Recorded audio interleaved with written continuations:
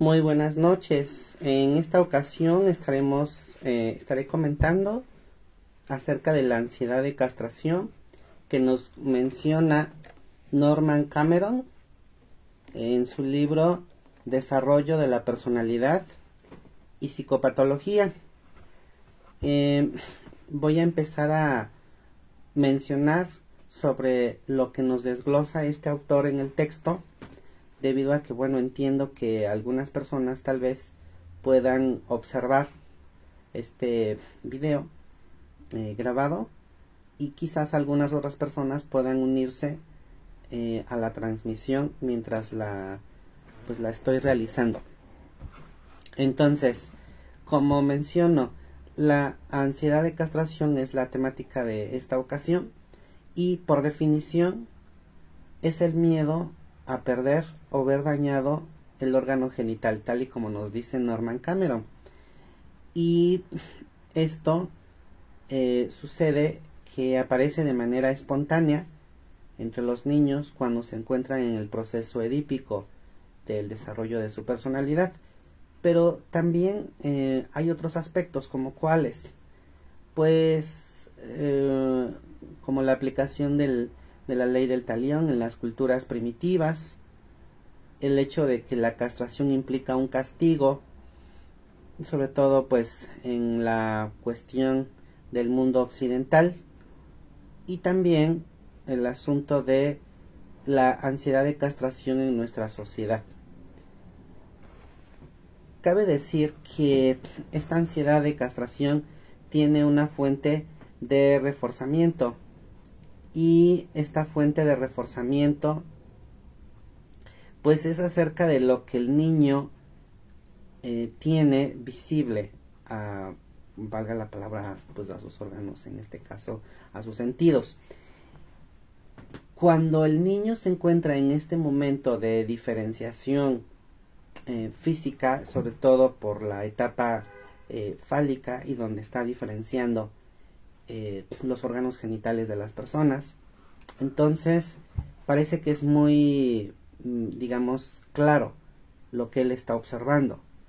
Entonces, los niños quizás no pueden diferenciar quién es hombre y quién es mujer, o qué hace un adulto hombre o qué hace un adulto mujer, pero realmente lo que está pasando es que el niño está conociendo su entorno. Y lo que nos menciona Norman Cameron aquí es que el niño divide el mundo en dos grupos: quienes tienen un órgano genital y quienes no tienen ese órgano genital. Entonces, pues así es como está organizando la idea del mundo en el que se encuentra. Entonces, a través de que sabe el niño o los niños de que hay esa diferenciación de quienes tienen tal órgano, en este caso el pene, o quienes no lo tienen, se crea otra explicación. Y la explicación es que hay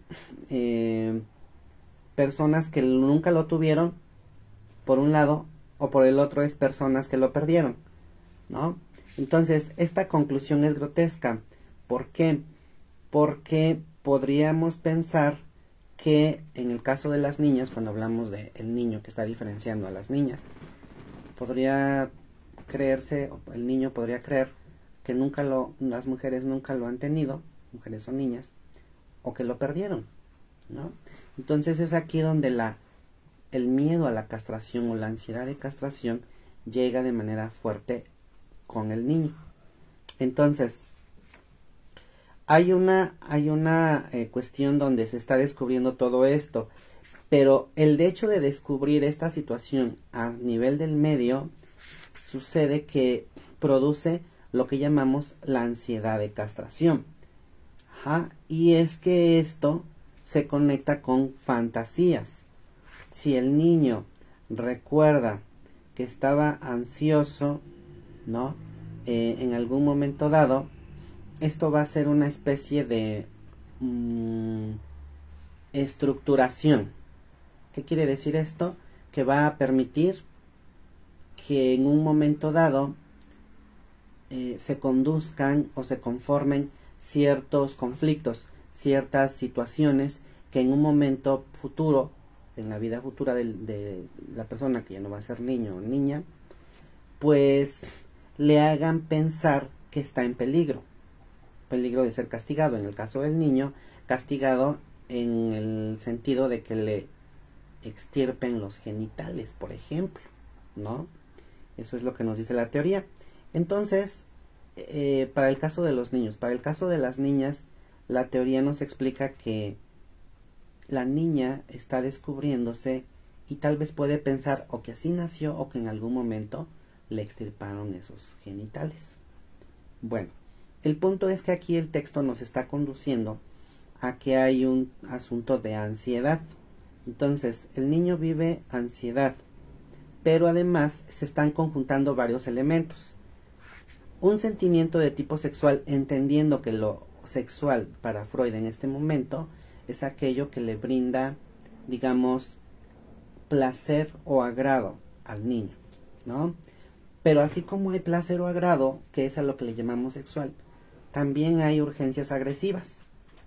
Es decir, esa hostilidad es algo que pues existe o que vive en nosotros como seres humanos y que pues forma parte de los impulsos de muerte.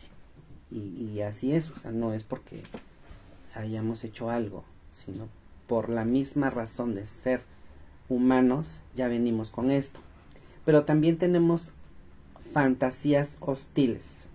Bueno, entonces hasta aquí hemos mencionado acerca de ese proceso en el que la niña o el niño van descubriendo su mundo, están diferenciando acerca de los genitales, porque se trata de la etapa, digamos, fálica, que después se refuerza en cuanto al asunto de la castración en un momento de proceso edípico, que se conectaba con agresividad, con ansiedad, con esa ansiedad de que le extirpen, le corten o le mutilen alguna parte del cuerpo.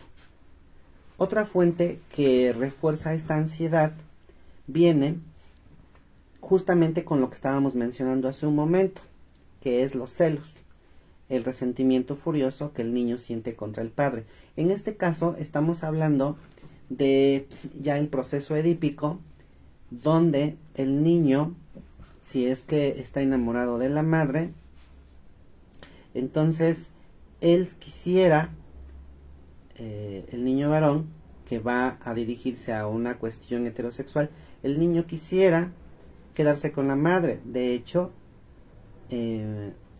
ve al padre como ese gran rival, porque el padre sí está con la madre, de hecho tiene relaciones sexuales con la madre. Aquí se cruza el asunto de la teoría freudiana cuando nos habla de la escena primaria, en caso de que el niño haya observado este tipo de cuestiones, ¿no? Entonces aquí Freud o el texto de Norman Cameron nos está señalando que se desencadenan varias cosas a nivel de sadomasoquismo, sobre todo sádico respecto al padre. ¿Por qué motivo? Porque el niño, como ama a su madre, ama en el sentido de quiere quedarse con la madre, así se dice en psicoanálisis. Entonces, por supuesto que el obstáculo es el padre. Entonces, el niño quisiera eliminar al padre para que solamente estuvieran él, el niño, y la madre, y entonces su deseo se llevará a cabo. Pero, como el padre está ahí presente, el niño le da rienda suelta a su parte sádica. ¿De qué manera?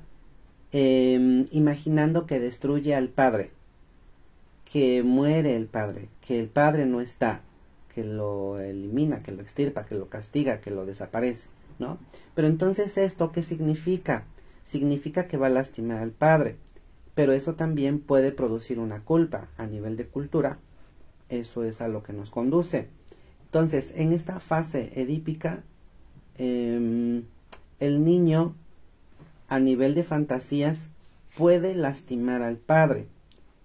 Muy bien, pero hay un desplazamiento de un sadismo activo. ¿Y de qué manera? Porque hay fantasías que se pueden expresar en sueños que tiene el niño. Se dice un sueño manifiesto, ¿no? Entonces si se dan cuenta, ya llevamos con una fuente de reforzamiento que es a nivel edípico. Otra fuente de reforzamiento es las amenazas que el niño sigue percibiendo, amenazas de castración. Ahí llevamos la 3. Y la primera amenaza de reforzamiento de esta ansiedad de castración es cuando se da cuenta que no todos tienen un genital o los genitales visibles. Entonces son los 3 elementos que Norman Cameron nos está señalando aquí para la ansiedad de castración. Entonces, este último punto tiene que ver cuando los padres amenazan al niño con cortarle los genitales. Entonces, se dice que eso lo llevarán a cabo porque el niño está llevando acciones que los padres consideran incorrectas. Por ejemplo, cuando el niño se manosea, ¿no? Nos dice Norman Cameron en este texto. Entonces esto produce una ansiedad en el niño. Y esa ansiedad de castración, pues al día de hoy, nos dice Norman Cameron, es un misterio. ¿Por qué? Porque habría que pensar, según lo que nos dice Norman Cameron, en qué sucede en niños que parece que nunca vivieron esta amenaza, por un lado. Pero también, pues sabemos que hay personas que no han tenido el proceso de análisis, no han ido a proceso psicoanalítico o de análisis, pues de proceso terapéutico. Y entonces aquí lo que sucede es que más allá de ir o no a un proceso de psicoanálisis, pareciera que es universal el hecho de tener esta cuestión de la ley de castración. Y aquí nos habla el texto de Norman Cameron acerca de la ley del talión. Freud nos habla de la ley del talión como aquella que se refiere a que cuando se comete un acto, digamos, que debe castigarse, justamente el castigo debe ser idéntico a la falta aplicada. O sea, directamente está refiriéndose a esta ley a que quien asesina debe ser asesinado, ¿no? Y entonces esto es como el resto que nos sostiene Freud, origina la culpa y por lo tanto la ansiedad en el niño, precisamente porque tuvo la fantasía de asesinar al padre, de eliminarlo. Entonces, ojo por ojo, diente por diente, nos menciona el texto de Norman Cameron, justo aplicando la ley del talión, así como se ha llevado a cabo en muchas culturas. Entonces, justamente es el asunto del castigo. Y nos sigue hablando el texto acerca de la manera en que esta ley se puede aplicar o incluso se sigue aplicando actualmente en algunas culturas. Pero más allá de eso, el asunto de la castración, nos dice el texto, se ha recurrido como método para evitar agresión de tipo sexual, ¿no? Entonces se ha dicho que por ese motivo hay muchas personas en situación de vivirse como eunucos justo por la castración. Pero en el siglo XVI, por ejemplo, se utilizaba como un castigo por traición. En Escandinavia hoy es algo que se utiliza para castigar casos de desviación sexual, que habría que entender o habría que preguntarnos a qué le llaman desviación sexual.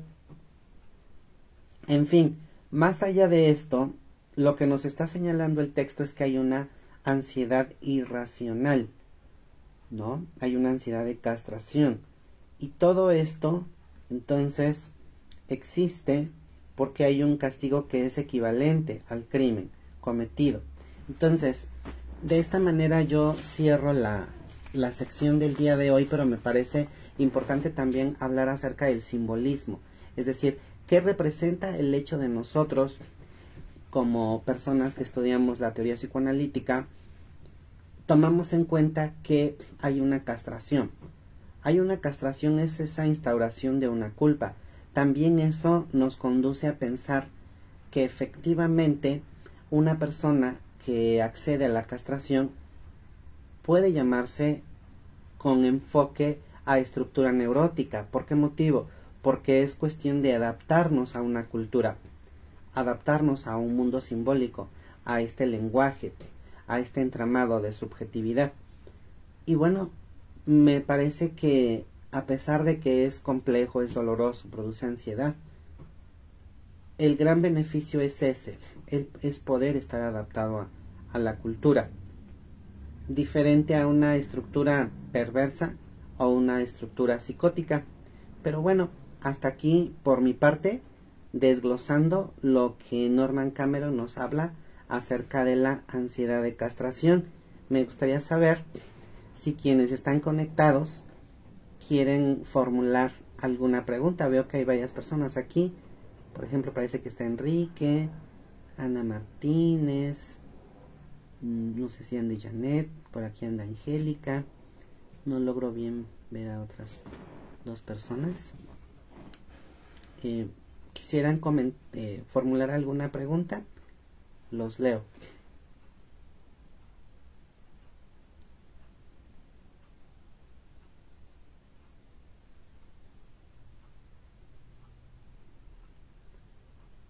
Bueno, creo que definitivamente en esta ocasión no contamos con preguntas. Espero que este video sea de utilidad.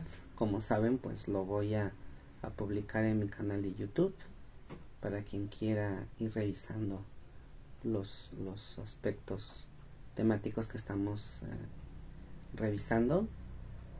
Y bueno, pues que sea de utilidad. Entiendo que definitivamente no hay preguntas. Entonces, bueno, pues agradezco su atención por esta breve transmisión que tiene que ver con la ansiedad de castración. Nos vemos próximamente. Que tengan muy buenas noches y gracias por aquí Angélica, que veo que ha estado. Y no sé quién es más porque creo que sigue Enrique. Y no sé quién más. Creo que es Ana, no ubico bien quién es.